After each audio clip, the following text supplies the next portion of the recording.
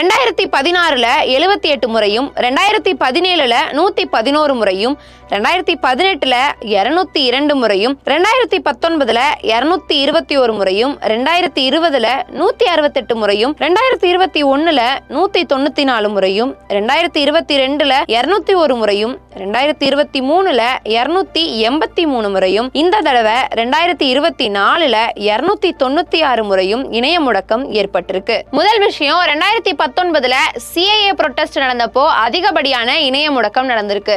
CAA protest Jammu and காஷ்மீர்ல சிறப்பு அந்தஸ்தை பறிக்கக்கூடியப்போ நடந்த போராட்டங்கள், அதே மாதிரி மணிப்பூர் கலவரம், இந்த காலகட்டங்கள்ல தான் அதிகமான இணைய முடக்கம் இந்தியாவுல நடந்திருக்கு. மோதல் போன்ற பல்வேறு காரணங்களுக்காக 103 முறை 11 நாடுகள்ல இணைய சேவை முடக்கப்பட்டிருக்கு. அதே மாதிரி போராட்டங்கள் நடக்கக்கூடிய காலகட்டத்துல 74 முறை, கிட்டத்தட்ட 24 நாடுகள்ல இணைய முடக்கம் செஞ்சிருக்காங்க.